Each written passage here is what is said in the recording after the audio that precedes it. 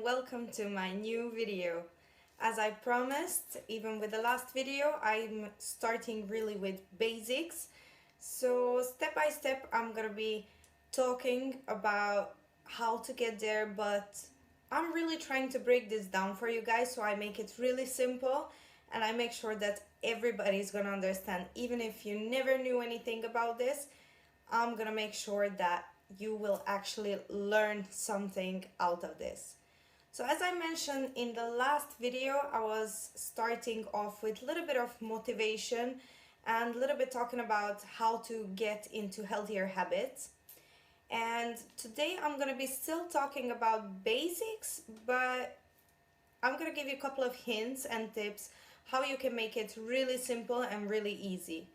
So basically, the most important is, let's try to talk about calories first. What actually calories are?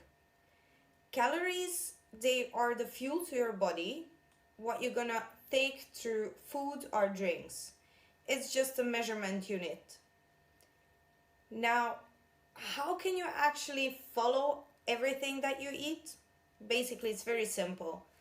For the past 3-4 years, I do use MyFitnessPal, which is giving every single information, just like on most of the things that you're gonna buy in the store that is not homemade. You're gonna have a label with nutrition facts, which will have macronutrients. That's a breakdown of your calories, the proteins, carbs, fats, fiber, and so. But we're gonna talk about this later on. However, the important thing is that you would have at least a basic knowledge about the calorie intake that you would actually put into your body. Now, if you use MyFitnessPal, or you can use LSF, which is a application, all of them, they're pretty much based on the same. However, LSF is Lauren Simpson's application, customized application, which is working the same way. And most of you might heard about her. She's a pro bikini, and now she became really a top. As well, you can use MyNet Diary, MyPlate, Calorie Counter, Nutrition Facts. You have 1,000,001 application that you can download for free and use it. Now, basically what I would say the most important is just to download the application. Once you have it on your phone, just log in all the foods, but no cheating.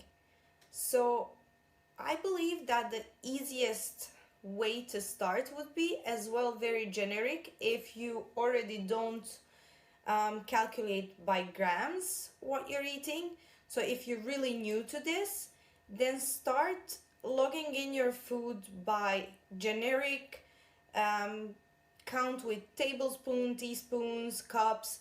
If you decide to use a specific dish for measuring, just make sure that every time you're going to be using the same. As well, later on, if you want to make it, well, a little bit better, a little bit more precise, let's say that way, then you can just buy simply a scale and you're going to be able to start from there. Now, obviously with the scale you're going to be more precise and it's going to be easier to reach your goals. However, you don't have to do this, but at least if you see on the applications how much you actually ate and how many calories you did consume during the day, you're going to become more familiar with what you actually should do. I mean, everybody knows that in order to lose weight, you need to eat less and you need to move more. But I definitely wouldn't suggest, if let's say you start measuring your stuff, logging in your things, even if you do it generically, and you see some high numbers, let's say you see that you eat 3000 calories, don't get scared and start all of a sudden eating less just because you got scared from those numbers. I mean, at the end of the day, you've been eating all those calories, so it's fine. It's okay. And basically, I wouldn't suggest never to drop really too many calories off, because let's say you're eating 3000 calories at the moment. If you drop on 1200 calories, yes, you're gonna lose a certain weight, but then your body will get used to it, to those calories, and after you lost a certain point, your body ain't gonna react anymore to it, because it's gonna adopt those calories that you're eating after a certain period. Let's say your goal is to lose 10 kilos or 15 pounds. I don't know in pounds, but let's say. So basically, from those 10 kilos, you dropped 6 and you are on 1200 calories. You're really hungry.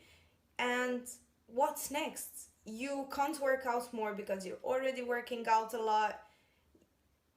If you have a lot of calories, better you start slowly dropping them, because actually you're gonna have more space to cut from calories. That's just some basic things that I would suggest to make it easier for you.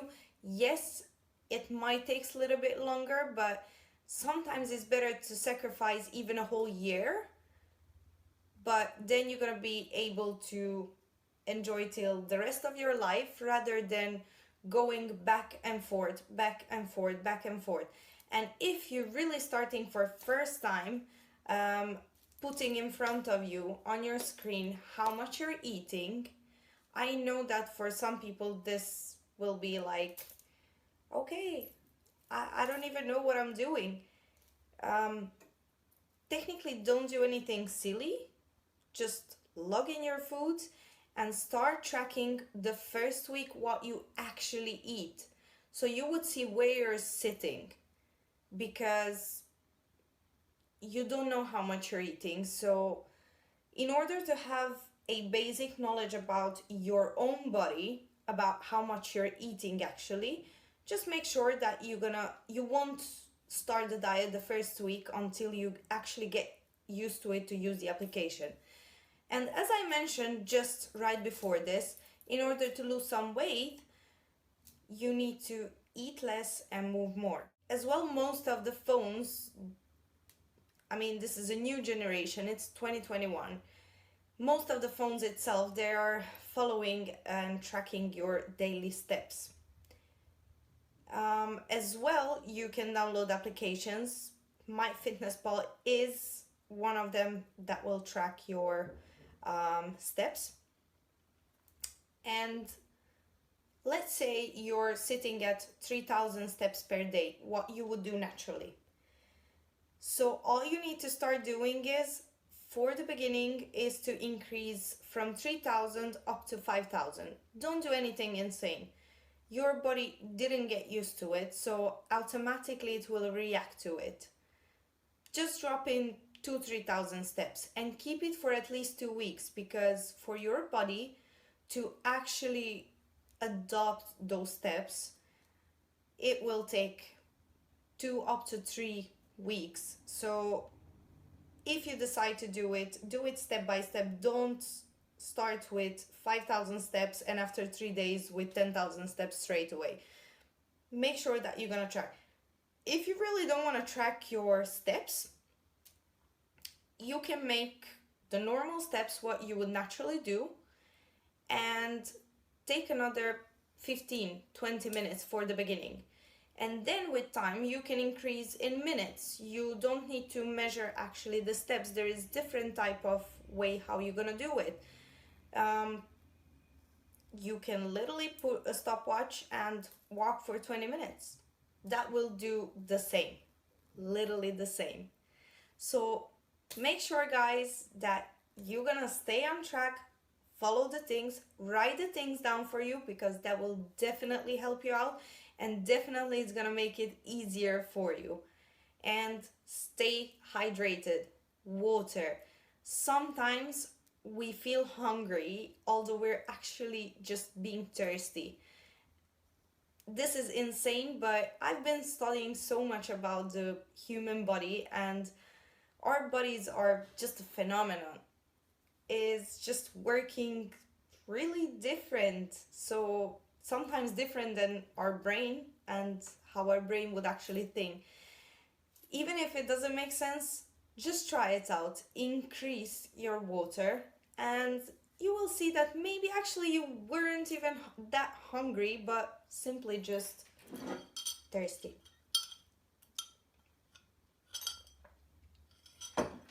Thank you very much, guys, for watching this video. I hope you liked it. If you did, please don't forget to hit the thumbs up and don't forget to subscribe.